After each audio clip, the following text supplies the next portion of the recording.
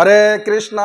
मैं रमन हरिदास स्वागत करता हूं आप सभी का आज के वीडियो में। और आज हम लोग ये चर्चा करने वाले हैं कि आखिर भगवान श्री कृष्ण के वृंदावन से मथुरा और फिर द्वारिका जाने के बाद राधा रानी का क्या हुआ, गोपियों का क्या हुआ। राधा रानी और ब्रज की गोपियां भगवान श्री कृष्ण से अथाह प्रेम करती थी, सब कुछ न्यौछावर कर दिया था, अपने आप को पूर्ण रूप से समर्पित कर दिया था भगवान के चरणों में। तो फिर आखिर क्यों भगवान श्री कृष्ण राधा रानी और गोपियों को छोड़ करके वृंदावन से मथुरा और फिर द्वारिका चले गए और वहां जाकर के द्वारिका में अपने पूरा गृहस्थी बसा लिया भगवान ने। 16,108 रानियों के साथ विवाह किया। तो फिर राधा रानी और गोपियों का क्या हुआ? इसके बाद फिर जब भगवान अपनी भौम लीला इस धरती पे जो उनकी लीला है उसको संपन्न करने के बाद जब अपने धाम चले गए तो राधा रानी और गोपियां कहाँ गई, उनका क्या हुआ? तो समाज में कई तरह की अलग अलग दंत कथाएं फैली हुई है। कोई कहता है राधा रानी का विवाह हो गया, राधा रानी का यो हो गया, वो हो गया। राधा रानी भगवान की अंतरंगा शक्ति है, भगवान की आह्लादनी शक्ति है, परम प्रेयसी है, शक्ति है वो राधा भगवान की। राधा पूर्ण शक्ति कृष्ण पूर्ण शक्तिमान, दुई वस्तु भेद नाई शास्त्रेर प्रमाण। तो शास्त्रों में ये प्रमाण है कि राधा कौन है, भगवान की पूर्ण शक्ति है, और कृष्ण कौन है, शक्तिमान है, पूर्ण शक्तिमान। ये चैतन्य चरितामृत में वर्णन आता है। तो इस तरह से शक्ति को कभी शक्तिमान से अलग नहीं किया जा सकता है, सूर्य की किरणों को सूर्य से कभी अलग नहीं किया जा सकता। उसी तरह से राधा रानी को कृष्ण से कभी अलग नहीं किया जा सकता, या फिर कृष्ण राधा रानी से कभी अलग नहीं रह सकते। दोनों एक ही हैं। क्या हम अपनी परछाई को अपने से अलग कर सकते हैं? नहीं कर सकते। उसी तरह से राधा कृष्ण कभी अलग नहीं होते। वो तो लीलाओं का आस्वादन करने के लिए, अलग अलग रसों का आस्वादन करने के लिए दोनों अलग अलग रूपों में प्रकट होते हैं, लेकिन दोनों वास्तव में एक ही है। फिर भी प्रश्न ये तो उठता है कि आखिर गोपियां राधा रानी भगवान श्री कृष्ण को अपना सर्वस्व न्यौछावर कर दी थी, तो फिर भगवान श्री कृष्ण कंस को मथुरा में मारने के बाद वापस वृंदावन क्यों नहीं आ गए, क्यों द्वारिका चले गए?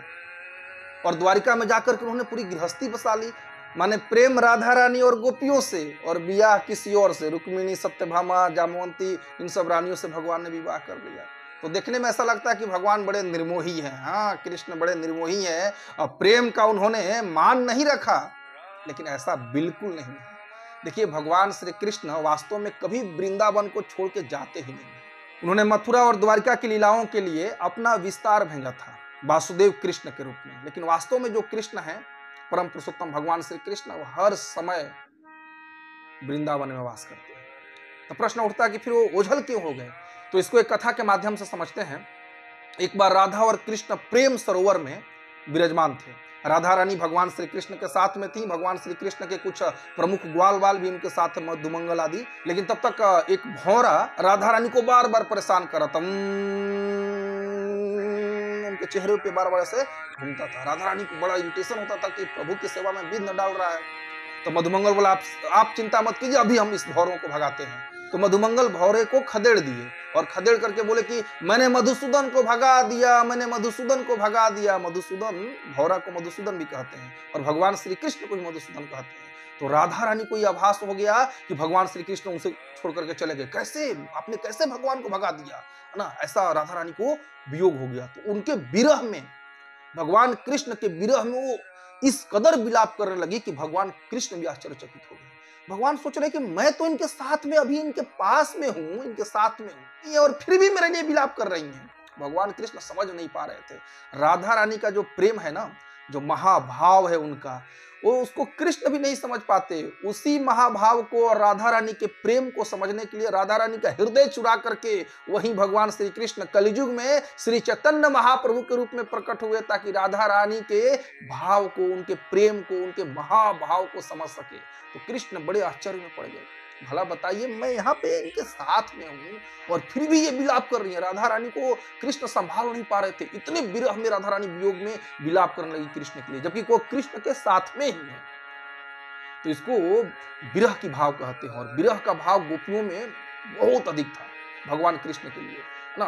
उनको लगता कहीं भगवान श्री कृष्ण छोड़ के चले गए तो हम रहेंगे कैसे, उनके बिना जी नहीं पाती थी। जब भगवान श्री कृष्ण गोपियों के समक्ष, राधा रानी के समक्ष प्रेजेंट नहीं रहते थे, उपस्थित नहीं रहते थे, तो गोपियां, राधा रानी तमाल के वृक्षों का आलिंगन कर लेती थी। तमाल का वृक्ष का जो कलर है वो भगवान कृष्ण के कलर जैसा है, तो उनको आलिंगन करके राधा रानी ले लेती थी। उनके नहीं रहने पे पेड़ पौधों से बात करने लगती थी वो, पशु पक्षियों से बात करने लगती थी कि तुमने कृष्ण को देखा है, तुमने मेरे कृष्ण को देखा है, मेरे कृष्ण कहाँ गए। भगवान कृष्ण के चरण चिन्हों को देख करके उनके साथ हुई लीलाओं का स्मरण करती थी। यानी दिन रात 24 आवर्स कृष्णा कॉन्शसनेस, 24 आवर 24 घंटे कृष्ण भावना भावित में रहती थी राधा रानी और गोपियां। तो भगवान कृष्ण विचार करने लगे कि मैं राधा रानी के समक्ष उपस्थित हूं, फिर भी ये मेरे लिए विलाप कर रही है, विरह की भावना इनमें आ रही है। और मैं जब नहीं रहता हूं तो ये तमाल वृक्षों का आलिंगन करके, पशु पक्षियों से बात करके, पेड़ पौधों से बात करके या मेरे चरण चिन्हों को देख करके संतुष्ट हो जाती है। तो भगवान श्री कृष्ण राधा रानी और गोपियों के मन में, उनके हृदय में विप्रलंब भाव को जागृत करने के लिए या उसको प्रकाष्ठा तक पहुंचाने के लिए उनसे अंतर्धान हो गए, या कहे कि बाह्य रूप से मथुरा चले गए और फिर वहां से द्वारिका चले गए। तो भगवान के मथुरा और द्वारिका जाने के बाद इन गोपियों और राधा रानी का क्या हुआ? तो राधा रानी और गोपियां हर समय भगवान के साथ हुई लीलाओं का स्मरण करके उनको याद करती थी। इसको विप्रलंब भाव कहते हैं और ये प्रेम का बड़ा ही उच्च स्तर होता है। इसको समझना हम संसारिक लोगों के बस की बात नहीं है, लेकिन फिर भी विप्रलंब भाव का मतलब ये हुआ कि जिनसे हम प्रेम करते हैं वो हमारे समक्ष नहीं है, हमसे दूर हैं, लेकिन फिर भी हम उनसे प्रेम कर रहे हैं, उनकी बातों को याद करके, उनके साथ हुई लीलाओं को याद करके। इसको कहते हैं विप्रलंब भाव। इसे प्रेम का बड़ा उच्च स्तर माना गया है। तो इसलिए भगवान गोपियों के और राधा रानी के हृदय में विप्रलंब भाव को, विप्रलंब सेवा को जगाने के लिए मथुरा और फिर वहां से द्वारिका चले। भगवान कृष्ण जब अपने धाम चले गए, कई लोग कहते हैं कि बहेलिये ने तीर चलाया जी और तीर जाके भगवान के तलवे में लगा और भगवान की मृत्यु हो गई। बाप रे, तीर लगने से एक साधारण व्यक्ति नहीं मरेगा, पैर में तीर लगने से कौन मरता है? और तीर के पास इतनी सामर्थ्य नहीं है, उस बहेलिये के पास उतनी सामर्थ्य नहीं था कि वो भगवान के पैर को बेध दे। वास्तव में श्रीमद् भागवतम में इस घटना का पूर्ण रूप से विवरण दिया गया है। इस घटना को कहते हैं असुर विमोहन लीला, यानी कि जो नास्तिक भगवान कृष्ण को एक साधारण पुरुष मानते हैं या मानते रह गए। जब भगवान श्री कृष्ण इस धराधाम पे प्रेजेंट थे, उस समय भी कुछ ऐसे नास्तिक लोग थे जो भगवान श्री कृष्ण को परम भगवान नहीं मानते थे। जैसे दुर्योधन था। दुर्योधन के समक्ष भगवान कृष्ण ने उसके सभा में अपना विराट रूप दिखलाया, लेकिन फिर भी दुर्योधन को लगता था कि ये कृष्ण मायावी है, ये ग्वाला है ना, वो कभी कृष्ण को समझ नहीं पाया। तो कुछ ऐसे लोग थे उस समय। तो ऐसे लोगों को भ्रमित करने के लिए भगवान ने असुर विमोहन लीला की। उसमें क्या किए भगवान कि जब सब कुछ सारे अपने जदुवंशियों को अपने अपने जगहों पे भेज दिए, जो जदुवंशी या जो भी भगवान की सेवा करने के लिए देवी देवता या फिर उनके धाम के लोग आए थे, सबको अपने अपने जगहों पे भेज दिए। उसके लिए एक भयंकर युद्ध हुआ, हाँ, और सब अपने अपने जगह पे चले गए। फिर उसी युद्ध स्थल पे जहां पे कि लाखों लोगों का शव काटा है, लाखों लोग प्राण छोड़े हैं, प्राण त्यागे हैं और खून की नदी जैसी बह रही है, वहां पे एक बहेलिया आता है और बहेलिया तीर चलाता है। तीर भगवान के पैर को बेधता नहीं है, जस्ट टच करता है उनको।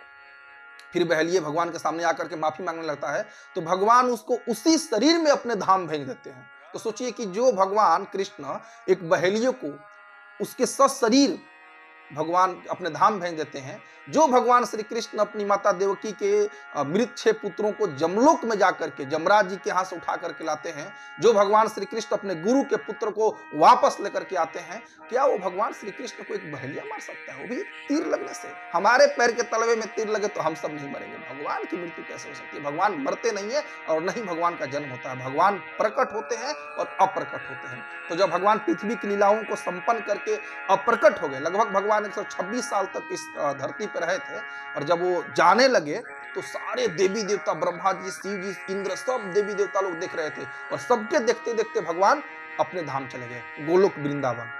तो फिर राधा रानी और गोपियों का क्या हुआ, ब्रजवासियों का क्या हुआ? तो भगवान जिस समय जा रहे थे उसी समय गोलोक से विमान आता है। ये सारे शास्त्रों में वर्णन है, ब्रह्म वैवर्त पुराण में, गर्ग संहिता में, ऐसे प्रमाणिक शास्त्रों में ये सारी चीजें, घटनाएं वर्णित है।